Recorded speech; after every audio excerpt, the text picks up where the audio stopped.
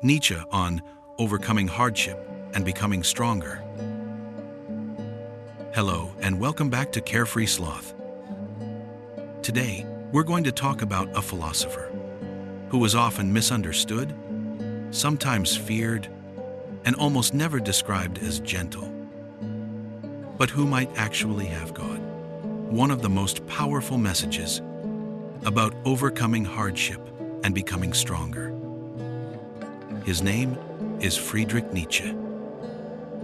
And if you've ever gone through a season of pain, illness, rejection, loss, or deep confusion about your life, this video is for you.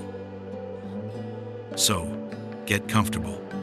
Maybe grab a drink, loosen your shoulders, and let's walk slowly into the world of Nietzsche. Not to memorize theories, but to see if we can find a few fierce, honest tools for surviving and growing when life gets hard. 1. Nietzsche, not a cold monster, but a man who suffered. When people hear the name Nietzsche, they often think of dramatic phrases like, "God is dead," or they imagine a pessimistic, angry man who hated everything. But before we use his ideas, we need to remember something important. Nietzsche knew hardship, not as an abstract concept, but as his daily reality.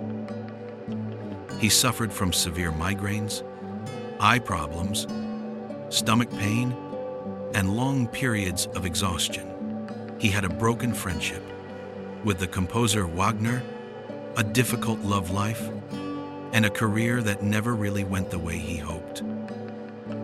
He ended up living very simply, often alone, walking in the mountains, writing books that almost no one read, while he was alive.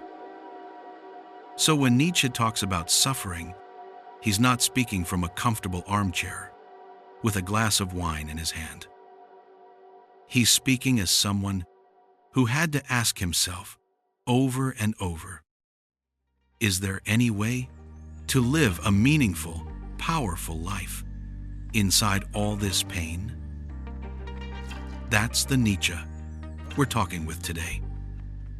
Not the meme version, not the internet quote version, but the human being who refused to let his suffering be the final word.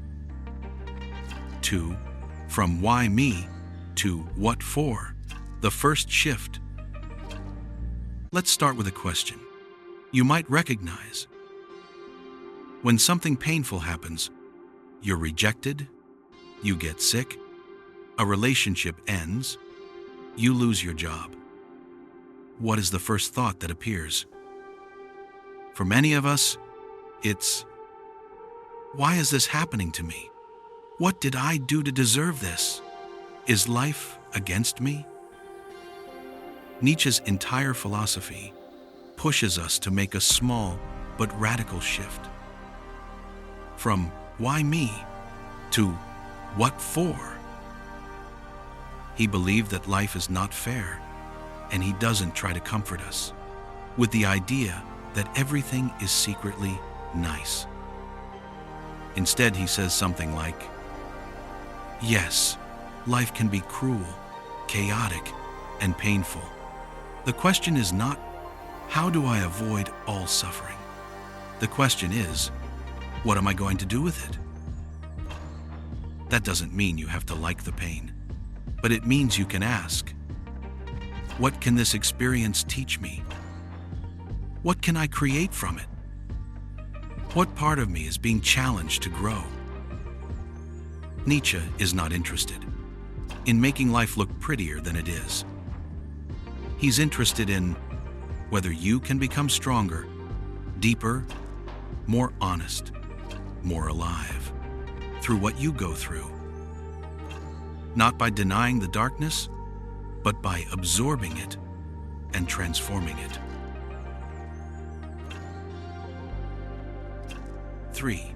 Misery or muscle. Nietzsche's idea of will to power.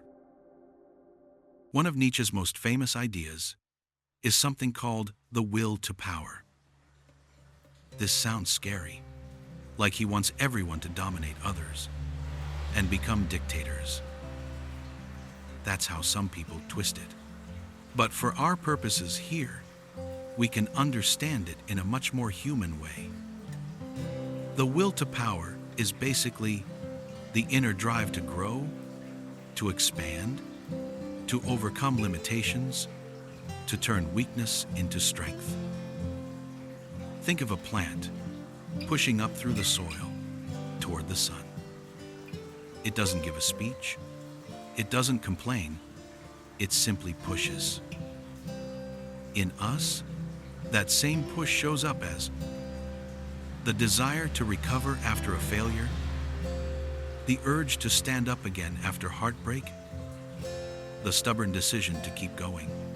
When your body and mind are tired, Nietzsche would say, hardship gives the will to power, something to work with. It's like weight training. No weight, no resistance, no muscle. Some weight, some resistance, muscle grows. In the same way, no challenges, our inner strength stays soft, untested. Real challenges, we have a chance to become more than we were. Now, this is important. Nietzsche is not saying that all suffering is good or that we should go looking for pain. He is saying, since life will send you hardship anyway, you have a choice. You can let it crush you, or you can use it as training for the person you are capable of becoming.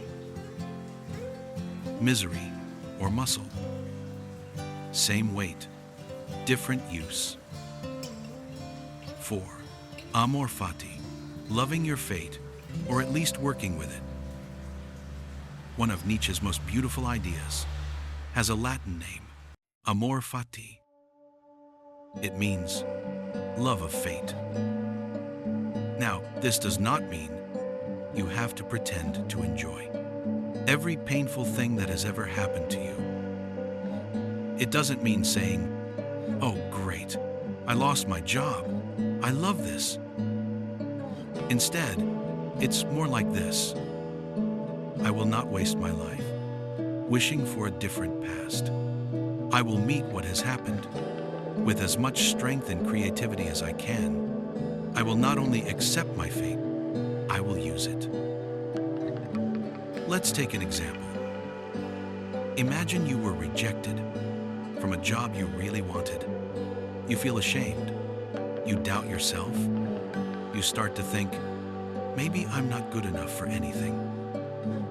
Nietzsche would challenge us here. Yes, this hurts. Yes, it feels unfair. But what if, instead of replaying the rejection again and again in your head, you asked, if I decided to love this fate, how would I respond differently? Loving here doesn't mean you approve of what happened. It means you stop fighting the fact that it did happen, and you start asking how to turn it into fuel.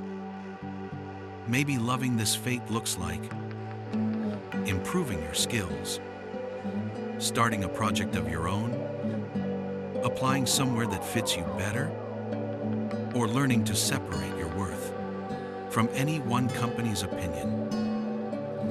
Here's a little mental exercise you can try on your own later. Think of one hardship in your life that still hurts when you remember it. Then gently ask, if for some mysterious reason I had chosen this experience as part of my training, what could I be trying to learn from it? You don't have to believe.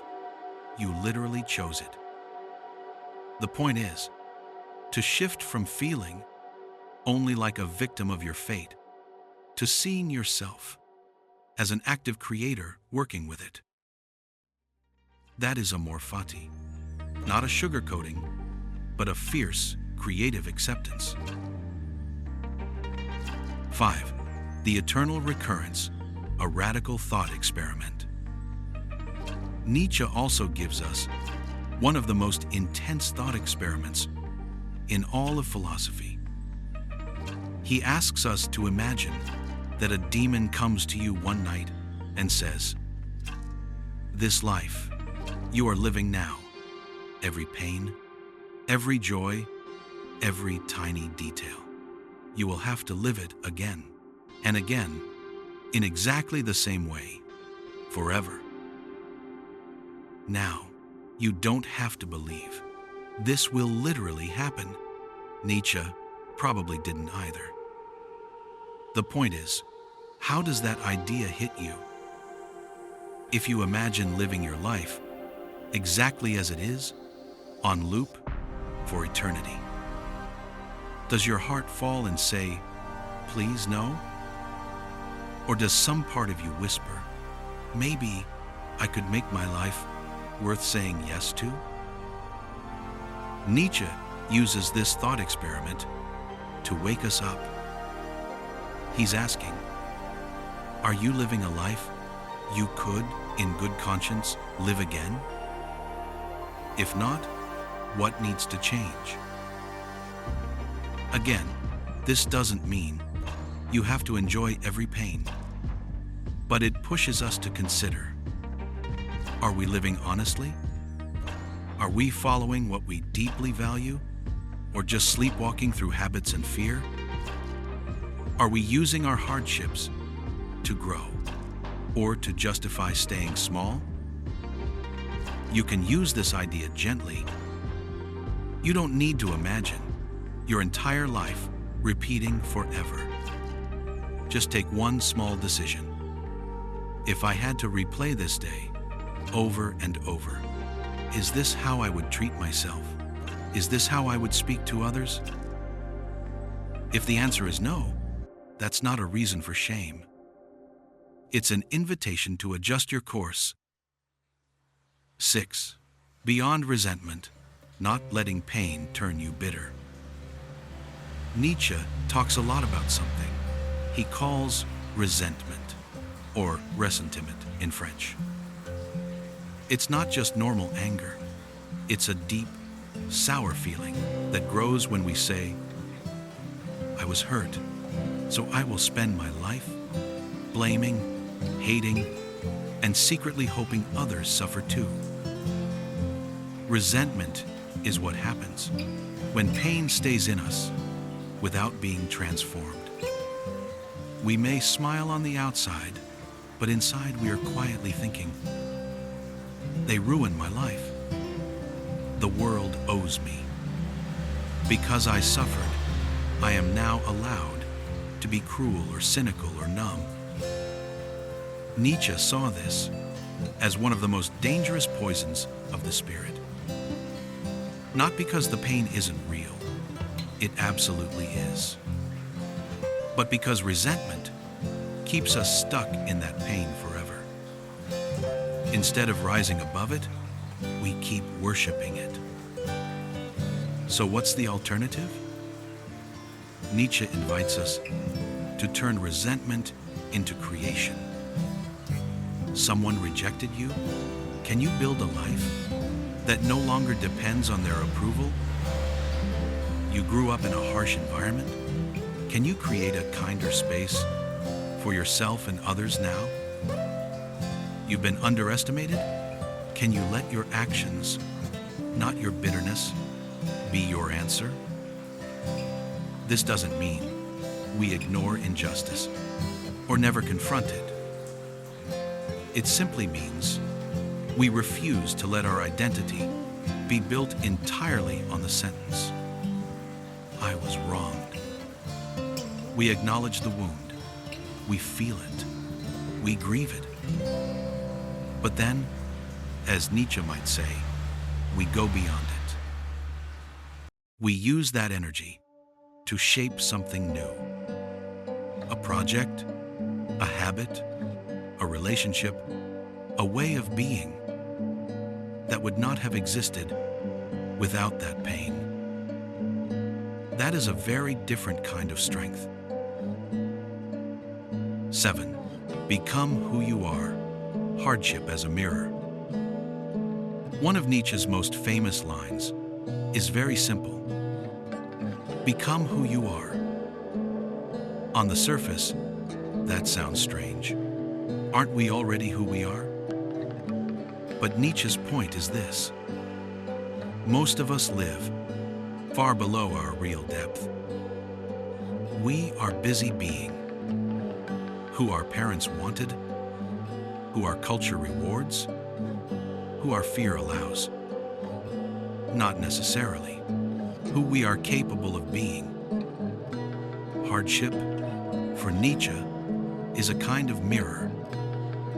It shows us what we truly care about, what we are willing to fight for, what we value more than comfort. For example, if a creative dream is crushed, and you still feel drawn to that dream, years later, maybe that desire is part of who you are. If you lose status or admiration, and realize that what hurts most is not the status, but feeling disconnected from what you love, that's information.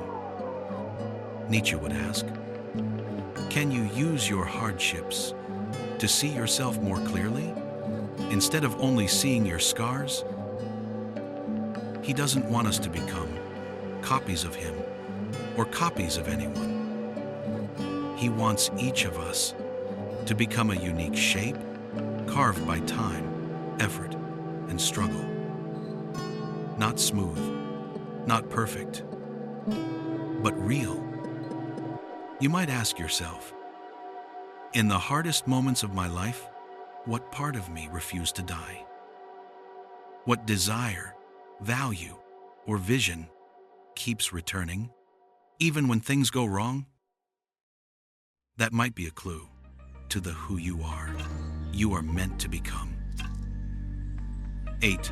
A practical Nietzsche-inspired framework for hard times. So far, we've explored some big ideas. Will to power, amor fati, eternal recurrence, resentment versus creation, become who you are. Now, let's translate all of this into a simple, practical framework you can actually use when life hits you hard. Think of it as a 4-step Nietzschean check-in. You can write these down later, if you'd like. Step 1. Name the hardship honestly. Instead of minimizing it, it's nothing, I should be fine, or dramatizing it, this is the end of everything. Try to describe it simply. I was rejected from this job. I'm dealing with chronic pain. This relationship ended. I feel lost about my future.